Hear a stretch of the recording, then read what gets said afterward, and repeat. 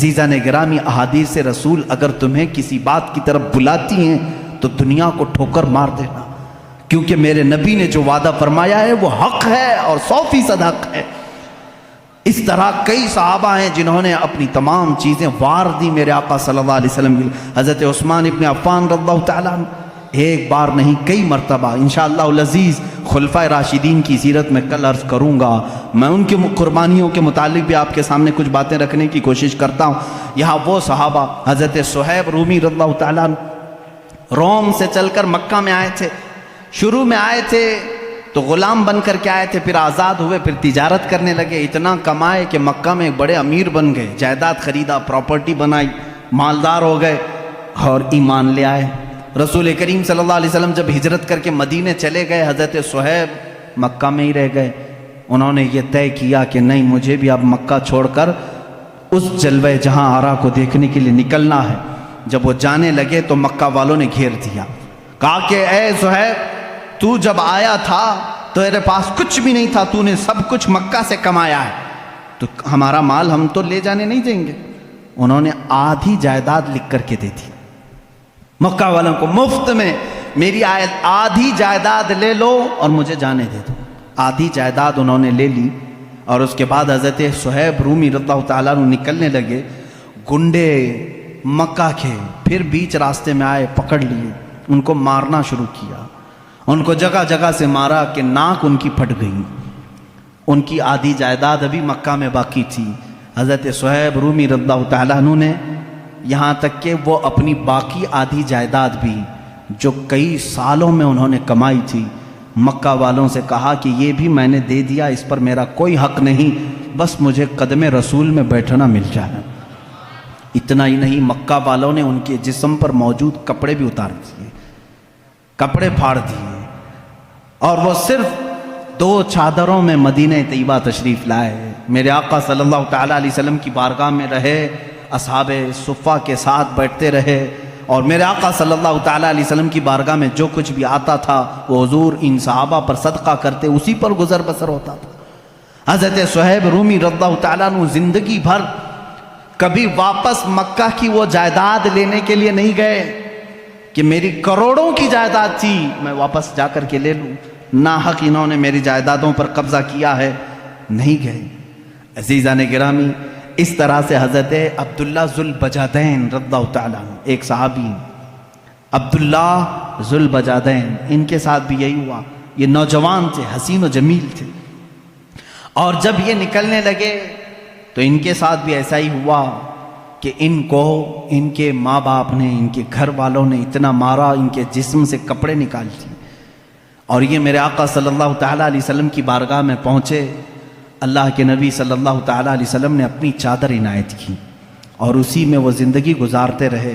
حضرت عبداللہ ذو البجادین، بجادین، بجاد کہتے ہیں چادر کو، 2 چادریں پہن کر کے وہ پوری زندگی گزارتے رہے، پوری زندگی بھر، یہاں تک کہ مقام تبوک آیا۔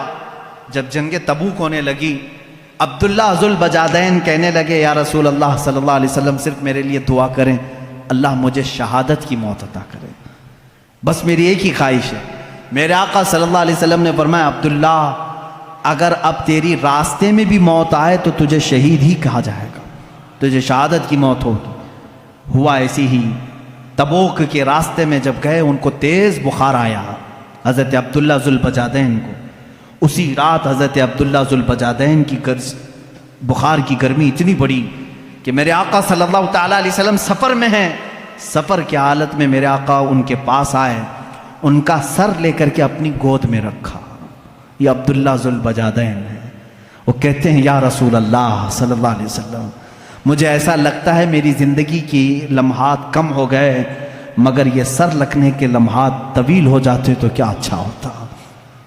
اللہ کے نبی صلی اللہ علیہ وسلم ان کا سر اپنے زانوں پر رکھے ہیں، اور اسی اثنا میں وہ میرے آقا کے چہرے کو دیکھتے رہے، ان کی روح نکل گئی۔ حضرت ابو بکر اس میں تھے، حضرت عمر تھے وہاں پر، حضرت عباس تھے، یہ صحابہ دیکھ کر رشک کرنے لگے۔ عبداللہ ذو البجادین یہ واحد صحابی ہے جس نے حضور کی گود میں دم توڑا ہے، میرے آقا صلی اللہ تعالیٰ علیہ وسلم کے زانو اقدس پر۔ اتنا ہی نہیں، रसूल करीम सल्लल्लाहु ताला अलैहि वसल्लम ने फरमाया, इसको कफन कोई और नहीं देगा, मैं दूंगा। अल्लाह के नबी सल्लल्लाहु ताला अलैहि वसल्लम ने अपना लिबास, अपना तहबंद और अपनी चादर निकाली और इन्हीं 2 चादरों में अब्दुल्लाह को कफनाया और कहा, जब ये मेरे पास आया था तो इसके घर वालों ने कपड़े छीने थे, आज मैं उसे कपड़े पहनाता हूँ। और उसी कफन में जब मलबूस किया, अल्लाह के नबी सल्लल्लाहु ताला अलैहि वसल्लम कब्र पाक में खुद उतरे और अपने सीने से उनको लगाकर नीचे उतारा। ये अब्दुल्ला जुल बजादैन रज़ी अल्लाह ताला, उस वक्त सहाबा रश्क कर रहे थे। हज़रत उमर कहते हैं, काश इस वक्त मेरी मौत हुई होती। अल्लाह के नबी सल्लल्लाहु ताला अलैहि वसल्लम ने इनको जिस अंदाज में कब्र पाक में उतारा, अजीज़ा ने गिरामी, 1-2 सहाबी नहीं हैं जिन्होंने इस रास्ते पर मशक्क़तें उठाई, मेहनतें की, और इतनी मशक्क़तें, अल्लाह की पनाह, इतनी मशक्क़तें। एक सहाबी हज़रत खुबैब, अल्लाह अकबर, इनका तज़किरा आता है रोंगटे खड़े हो जाते हैं। हुज़ूर अकरम सल्लल्लाहु ताला अलैहि वसल्लम ने 3 सहाबा को एक मुहिम पर भेजा था, ये तीनों गिरफ्तार हो गए। 10 सहाबा थे उसमें से, उनमें से ये 3 गिरफ्तार हुए, उसमें हज़रत खुबैब भी थे। ये मक्का वालों ने ही इन्हें गिरफ्तार किया था। गिरफ्तार करने के बाद इनको एक जगह कैद में रखा, कितने दिन तक? तकरीबन 10 दिन तक कैद में रखा। खाना नहीं देते थे, पानी नहीं देते थे। हम करबला के वाक़यात सुनते हैं मेरे अजीज़ों, सहाबा के ये जानिसारियाँ क्यों नहीं सुनते, जिनके साथ सख्त तरीन अज़ियतें उस ज़माने के ज़ालिमों ने की। हज़रत खुबैब को 10 दिन के बाद निकाला, दावत आम हुई, मक्का वाले जमा हुए। हज़रत खुबैब को उन्होंने आखिरी दिन सूली पर चढ़ाने का तय कर लिया था, सूली तैयार की गई, लेकिन काफिरों ने इतना ही नहीं किया। हज़रत खुबैब को उस खूंटे पर बांधा गया जिस पर सूली देनी थी। बांध करके सबसे पहले उनके नाखूनों को पकड़ से निकाला, खींचा। एक नाखून को अगर पकड़ से कोई खींचे तो उसकी अजियत क्या होती है। मुसला किया उनके जिस्म का, उनके कान काटे, उनकी आंख में सलाइयाँ फेर थीं, लोहे की गर्म सलाइयाँ उनकी आंखों में फेरी, नाक काट दी गई, होंठ काटे गए। यहाँ तक कि एक जालिम करीब में आकर के उनके पेट में ऐसा नेज़ा मारा कि जिससे उनका कलेजा दिखने लगा, पेट के बाहर कलेजा लटकने लगा। इस हद तक उनको अजियत दी गई। सूली पर अभी नहीं चढ़ाया गया था। उस वक्त एक मजमा जमा था हज़रत खुबैब को मारने के लिए। किसी ने कहा, ए खुबैब, काश तेरी जगह मोहम्मद होते, सब कट गया है।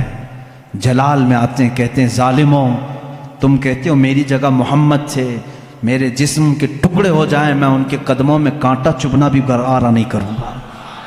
मैं नहीं देख सकता कि मेरे नबी के तलवों में कांटा भी चुभ जाए। लो मेरे जिस्म के और टुकड़े लो। उन्हीं कटे होंठों के साथ बोलने लगे। एक औरत आई, कहा, मक्का वालों, हमारा निज़ाम तो है, किसी को कत्ल करते हैं तो आखिरी ख्वाहिश पूछते हैं, जब किसी को फांसी देते हैं तो उसकी आखिरी ख्वाहिश पूछते हैं। इस नियम को, इस रिवायत को मत तोड़ो, अगरचे ये दीन छोड़े हुए लोग हैं, इनकी भी आखिरी ख्वाहिश पूछ लो। लोगों ने कहा, क्या है तुम्हारी आखिरी ख्वाहिश? हज़रत खुबैब कहते हैं, मेरी रस्सियाँ खोल दो, 2 रकत नमाज पढ़ना चाहता हूँ। ये वो सहाबा हैं, वो सहाबा हैं, कहते हैं रस्सियाँ खोल दो, मैं 2 रकत नमाज अदा करना चाहता हूँ। खोल दिया गया, उसी हालत में वो नमाज अदा की। सब जिस्म के टुकड़े उनकी कर दिए जा चुके थे। जल्दी से सलाम फेर लिया, बहुत मुख्तसर नमाज पढ़ी, बहुत मुख्तसर नमाज पढ़ी। फिर जब सूली पर चढ़ाए जाने लगे तो किसी ने कहा, खुबैब, तुम चाहते तो लंबे सजदे कर लेते हैं, चाहते तो बड़ी नमाज पढ़ते, क्योंकि तुम्हारी आखिरी ख्वाहिश है, मक्का वालों का नियम है, उसको पूरा करते हैं। हज़रत खुबैब ने कहा, ऐ ज़ालिमों, मैंने इसलिए जल्दी नमाज पढ़ी, कहीं तुम ये ना सोच लो कि मौत के डर से नमाज लंबी किया है। मौत के डर से मैंने नमाज लंबी नहीं की, मुझे तो शहादत का शौक़ है, मैं जल्द से जल्द जामे शहादत पीना चाहता हूँ। हज़रत खुबैब को सूली पर चढ़ाया काफिरों ने। क्या हम में से किसी के साथ ये मजालिम हुए हैं आज? मैं नौजवानों से पूछता हूँ कि आज कौन सी चीज़ है जो तुम्हें नमाज से रोकी हुई है? क्या कभी किसी ने तुम्हारा कलेजा निकाल कर बाहर रखा? क्या कभी तुम्हारा किसी ने कान काटा, किसी ने होंठ काटे, किसी ने तुम्हारी आंखों में सलाइयाँ फेरी? तुम तो गर्म बिस्तरों पर सो करके नमाज छोड़ते हो। مؤذن صدائیں دیتا رہتا ہے، باوجود تمہیں آواز آنے کے تم مسجد کی طرف آنا نہیں چاہتے۔ آج لوگوں کی سستی اور کاہلی یہاں تک لے آئی ہے، میرا مولا دن میں تمہیں 10 مرتبہ یہ آواز دیتا ہے، حی علی الفلاح، کامیابی کی طرف آ جاؤ۔ تم میں سے کوئی اس کی طرف کان نہیں دھرنا چاہتا۔ یاد رکھنا قیامت کے دن یہ سب صحابہ بھی میرے نبی کی فہرست، میرے نبی کی جماعت میں ہوں گے، اور اس وقت ہم کیا چہرہ لے کر کے ان کے سامنے کھڑے رہیں گے۔ اگر ہم سے سوال ہو، ہم سولی پر چڑھ کر کے بھی نماز نہیں چھوڑنا چاہتے، ہماری آخری خواہش پوچھی جاتی تو ہم سجدہ پسند کرتے۔ اے بندے، تجھے کیا ہوا تھا؟ تجھے اللہ نے اچھی صحت بھی دی تھی، تجھے طاقت بھی دی تھی، دولت بھی دی تھی، اور آزادی بھی دیا تھا۔ یہاں تمہارے سروں پر تلواریں نہیں ناچ رہی ہیں کہ تمہیں نماز سے روکا گیا ہو، اس کے باوجود تم خوشی خوشی نماز چھوڑتے تھے، تم چاہ کر کے نماز چھوڑتے تھے۔ ان صحابہ کو جواب دینے کے لیے کسی کے پاس آج ہمارے پاس ہے تیاری؟ اگر نہیں ہے تو میرے عزیزوں، نمازوں کی طرف توجہ کرو۔ یہ وہ صحابہ ہیں رضوان اللہ تعالیٰ علیہ مجمعین جن کے واقعات پڑھتے پڑھتے ہمارے جسم کے رونگٹے کھڑے ہو جاتے ہیں، ہمارے جسم کی کپ کپی چھوٹ جاتی ہے۔ انہوں نے کسی موقع پر بھی دین کو نہیں بیچا۔ ایک جوان صحابی عبداللہ بن حذافہ سہمی رضی اللہ تعالیٰ، یہ رومی لشکر میں ایک بار جنگ میں گئے تھے، روم، ملک روم، وہاں کے سپاہیوں نے ان کو قید کر دیا اور عیسائی بادشاہ کے پاس لے کر آ گئے۔ جوان ہیں، غالباً ان کی عمر 22-23 سال کی ہے۔ بہت سارے مسلمان بھی قیدی تھے، ان کو بھی پکڑ کے لائے۔ یہ بہت حسین و جمیل تھے، بہت بہادر تھے۔ نوجوانوں سنو، بادشاہ کے پاس قیدی بن کر کے آئے۔ بادشاہ نے کہا تو اپنا پرانا دین چھوڑ، میرے دین میں آ جا، میں تجھے اپنا سپاہی بناتا ہوں، وزیر بناتا ہوں۔ کہا اتنی ہلکی دولت کے لیے اتنا بڑا سودا ہرگز نہیں ہو سکے گا، ہم دین کو اتنی ہلکی دولت پر نہیں بیچ سکتے۔ بادشاہ نے سختیاں کرنا شروع کی، یہاں تک کہ بادشاہ کے سامنے ایک بڑے دیگ میں تیل رکھا گیا اور کھولایا گیا، گرم کیا گیا۔ ایک مسلمان قیدی کو لا کر کے اس میں ڈال دیا بادشاہ نے، وہ تیل میں جل گئے۔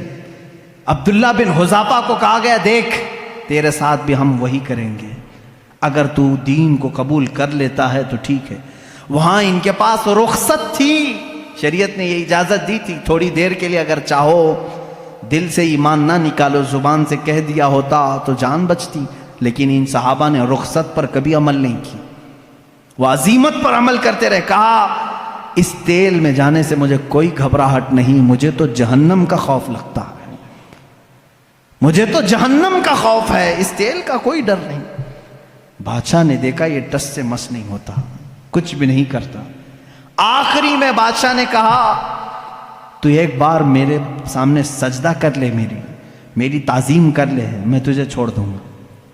کہا یہ ناممکن بات ہے، ناممکن ہے، میں ایک ہی خدا کو سجدہ کرتا ہوں، میں تو اپنے نبی محمد صلی اللہ علیہ وسلم کو سجدہ نہیں کرتا، تو تجھے کیسے سجدہ کروں؟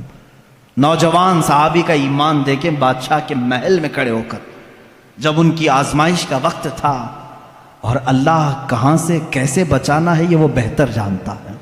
اخیر میں بادشاہ نے کہا ایسا نوجوان میں نے اپنی زندگی میں نہیں دیکھا، زندگی میں نہیں دیکھا۔ وہ عیسائی بادشاہ تھا، لاسٹ میں اس نے صرف اتنی بات کہی، اس نوجوان کو دیکھتے ہی یہ کہاں تک ڈٹا رہتا ہے۔